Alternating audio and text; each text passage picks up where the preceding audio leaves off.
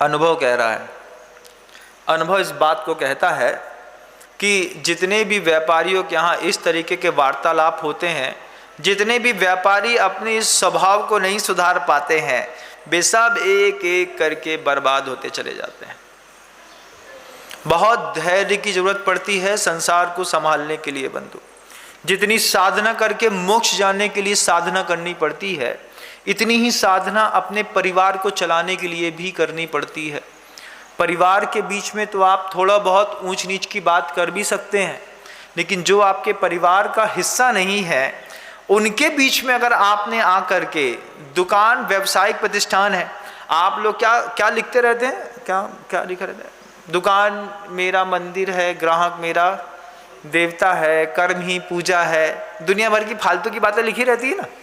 अगर आप इस बात को सही में समझ लें तो दुकान मेरा मंदिर है और मंदिर के अंदर क्रोध नहीं किया जाता, मंदिर के अंदर लोभ नहीं किया जाता, मंदिर के अंदर किसी को डराया नहीं जाता, मंदिर के अंदर विसंवाद नहीं किया जाता है, मंदिर के अंदर किसी को बुरी नजर से नहीं देखा जाता है। अगर आपने ऐसा सोच लिया तो सोचिएगा कि क्या आपको लगता है कि आपकी दुकानों में कभी पैसा आना बंद होगा? बिल्कुल नहीं।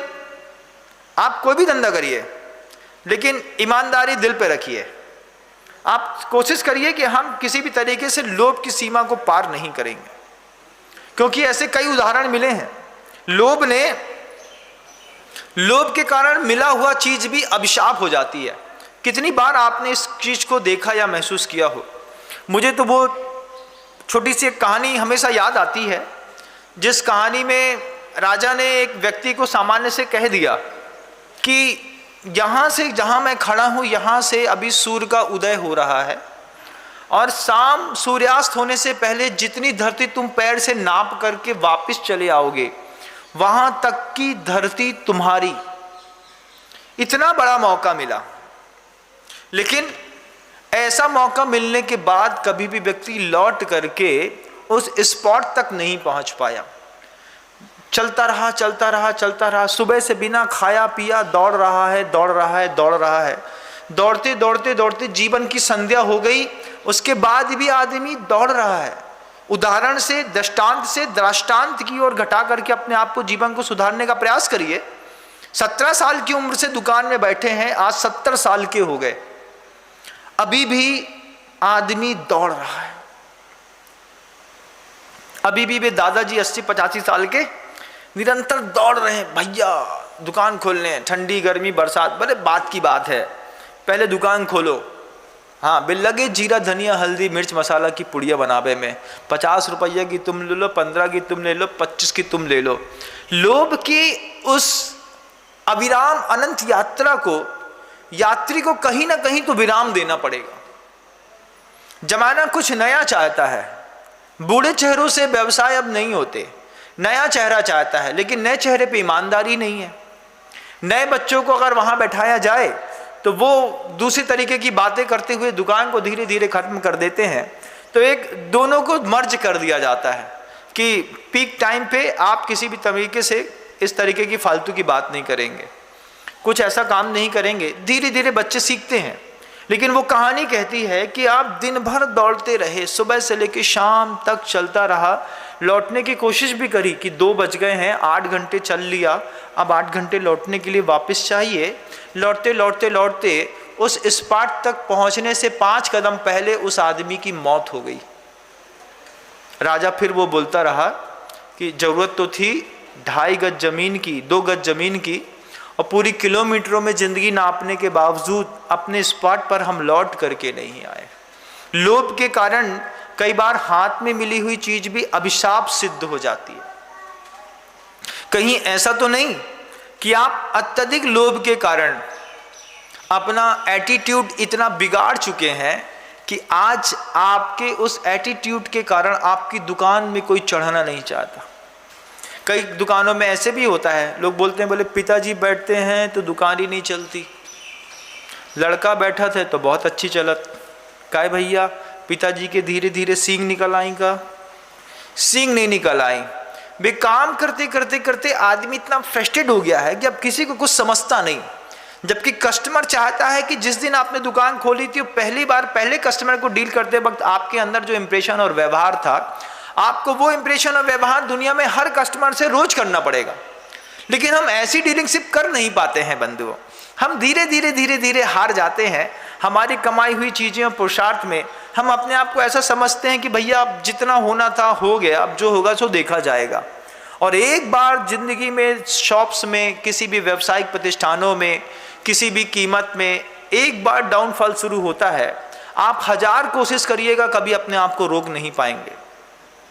अगर आप दुकान शुरू करने जा रहे हैं, दुकान चला रहे हैं, मंजिल पर पहुंच गए हैं, तो मेरी बात को आप बहुत गौर से सुनिएगा। सूत्र है आचार्य उमा स्वामी महाराज के।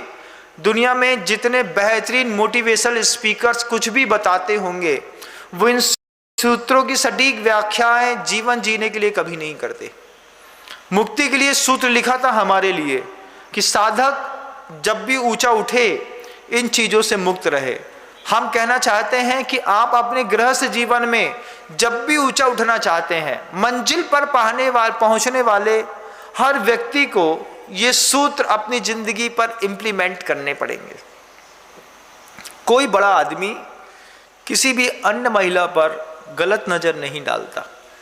डालने पर उसके साथ उसका ही नहीं, साथ में जुड़े हुए हर लोगों का अहित होता है। सूत्र दिया, स्त्री राग कथा श्रवण, तन मनोहरांग निरीक्षण। गलत नजर जा रही है मान लीजिए कस्टमर के ऊपर, तो पूर्व व्रतानुस्मरण, उसको देख करके आप दिमाग में खो रहे हैं कि हमारा जिससे पहले ऐसा वैसा था, वो भी ऐसी थी, ऐसा दिखता था, वो होता था। व्रस इष्ट रस स्व शरीर संस्कार त्यागा। व्रस और इष्ट रस कहा गया है। दुनिया में जितने भी अपराध होते हैं, उन अपराधों की शक्ति हमेशा भोजन से आती है, इस बात को मानिएगा। इसलिए आचार्य उमा स्वामी भगवंत ने व्रस रस और इष्ट रस कहा। व्रस रस क्या होता है? जैसे वृषभ का मतलब होता है बैल, जैसे साण होता है ना, साण, कुछ ऐसा भोजन करने के बाद जैसे साण की इंद्रियां उन्मत्त हो जाती हैं, ठीक ऐसे ही उस प्रकार के भोजन को खाने पर जिससे हमारी विचार शक्ति, हमारी सोच शक्ति, समझ शक्ति, जिससे हमारी शरीर की शक्तियां, इंद्रियां बिल्कुल उन्मत्त हो जाती हैं। अच्छे सफल लोग इस तरीके के भोजन को भी अवॉइड करते हैं। क्यों भैया? खा तो लेंगे लेकिन वो दिमाग खराब करता है। दिमाग खराब करने से फिर क्या होता है? फालतू की बातें होती हैं, उससे बिजनेस में फर्क पड़ता है। अगर समझ में आए ये बात भी कि हर सफल व्यक्ति को अपनी डाइट कंट्रोल भी करनी पड़ती है। भैया ये सात्विक शुद्ध भोजन दे दो, इतने में मेरा काम हो जाएगा, मैं बाकी देख लूँगा। कभी देखिएगा जब 70, 75, 80 साल के लोग इस तरीके के कुछ वायलेंस वाले काम में या फिर दूसरे आपराधिक केसों में फंस करके जब सज़ा काट रहे होते हैं, वो बोलते क्यों भाई तुम तो 75 साल के थे, तुमने ऐसा कैसे कर लो? क्या बताएं, मति मारी गई। मति नहीं मारी गई, वो जो खाने का, जो तुम्हारा भोजन करने का तरीका था, उसमें आचार्य महाराज ने साफ साफ कहा था, एक उम्र के बाद हर चीज पे बदलाव लाइए। एक उम्र के बाद व्रस रस और इष्ट रस, इन दोनों रसों की भी अपनी अपनी भावना शक्ति को बदलिए। इष्ट रस है, सुबह सुबह दूध के साथ रसगुल्ले खाने को चाहिए। भाई साहब को 4 रसगुल्ले चाहिए, फिर एक च्यवनप्राश चाहिए, फिर एक गिलास दूध चाहिए, फिर 2 पराठे चाहिए, फिर सब्जी चाहिए, उसके बाद जाकर के बात बनती है। ये आपका इष्ट रस है। कई लोगों को तो पत्थर इष्ट का रस होता है। तुम्हारा पत्थर खाने का त्याग है कि नहीं? एक बार पूछा, एक बार क्या हुआ कि हम लोग बैठे हुए थे, 4, 5, 7 साधु बैठे थे, तो एक श्रावक आया।